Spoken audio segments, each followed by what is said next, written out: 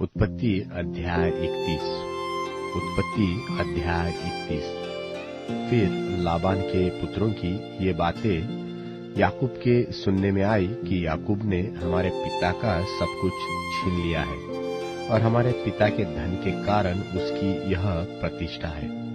और याकूब ने लाबान के मुखड़े पर दृष्टि की और ताड़ लिया कि वह उसके प्रति पहले के समान नहीं है।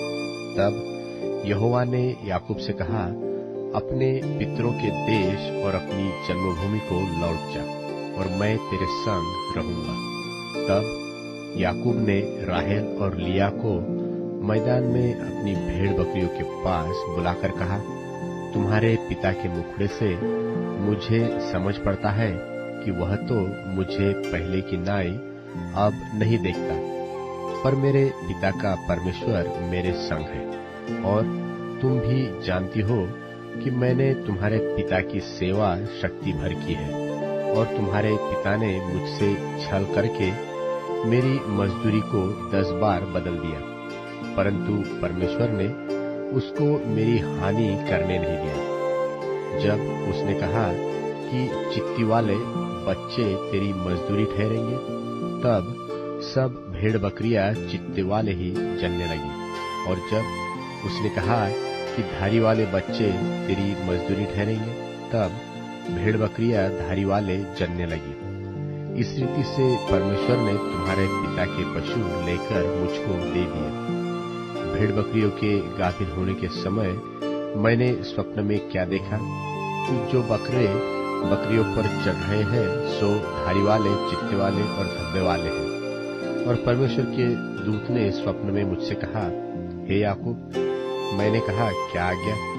उसने कहा, आंखें उठाकर उन सब बकरों को जो बकरियों पर चढ़ रहे हैं देख कि वे धारी वाले, चित्ती वाले और धब्बे वाले हैं, क्योंकि जो कुछ लाबान तुझसे करता है सो मैंने देखा है। मैं उस बेतेल का परमेश्वर हूँ जहाँ तूने एक खंबे पर तेल डाल दिया और मेरी मन्नत मानी थी। अब चल, इस देश से निकलकर अपनी जन्मभूमि को लौट जा।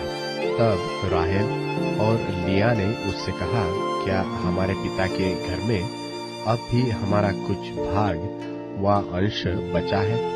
क्या हम उसकी दृष्टि में पराये न ठहरी? देख, उसने हमको तो बेच डाला और हमारे रूपे को खा बैठा है। सो परमेश्वर ने हमारे पिता का जितना धन ले लिया है सो हमारा और हमारे लड़के बालों का है। अब जो कुछ परमेश्वर ने तुझसे कहा है सो कर।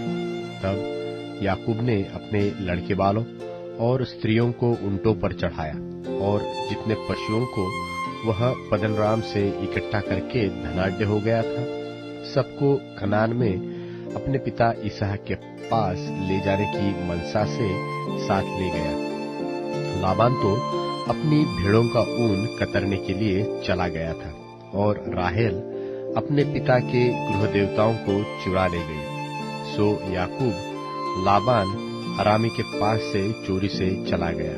उसको न बताया कि मैं भाग जाता हूँ। वह अपना सब कुछ लेकर भागा और महानद के पार उतरकर अपना मुंह गिलाद के पहाड़ी देश की ओर किया।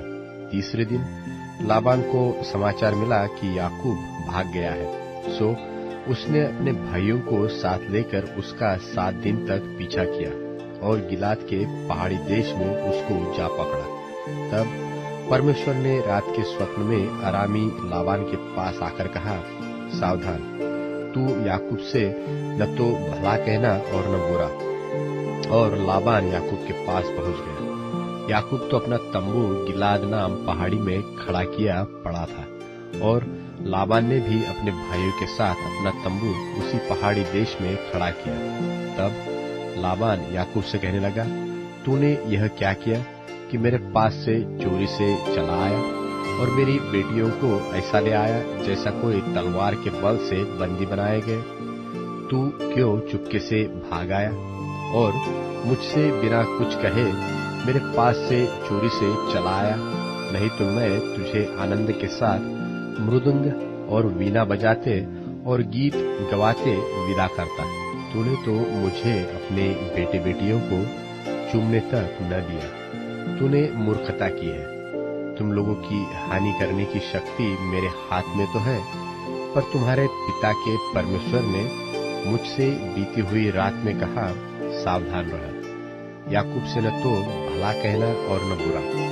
भला अब तू अपने पिता के घर का बड़ा अभिलाषी होकर चला आया तो चला आया, पर मेरे देवताओं को तू क्यों चुरा ले आया है?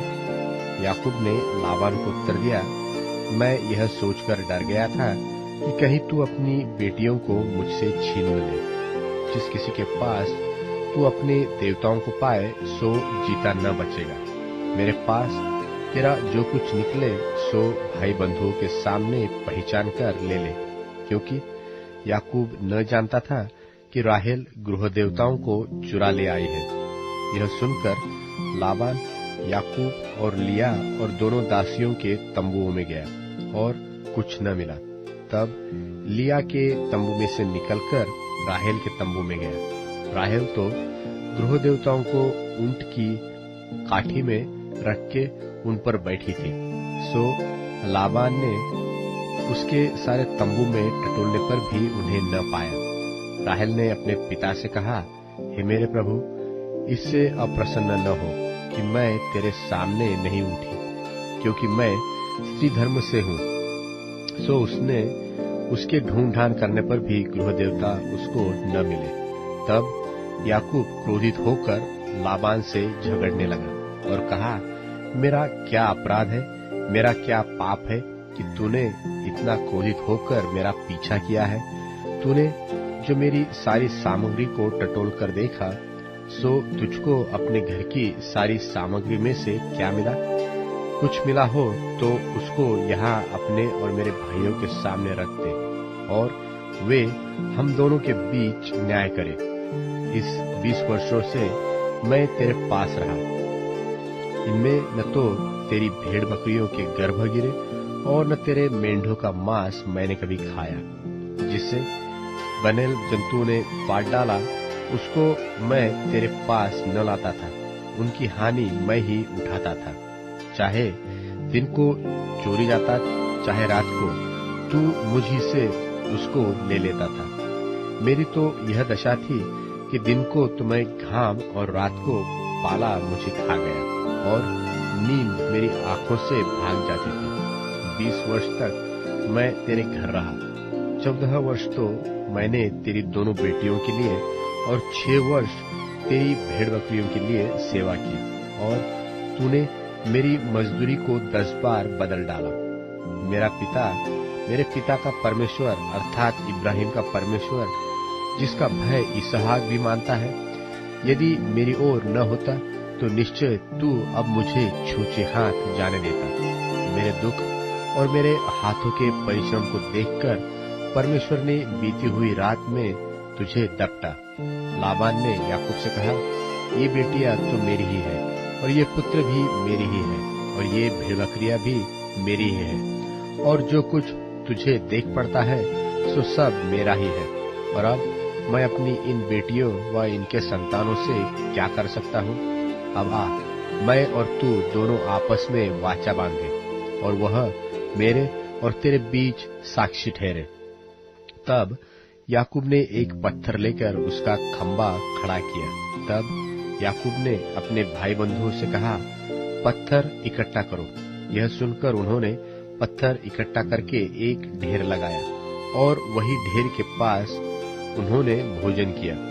उस ढेर का नाम लाबान ने तो यज्र सहादु था, पर याकूब ने जिलियाद रखा। लाबान ने कहा कि यह ढेर आज से मेरे और तेरे बीच साक्षी होगा।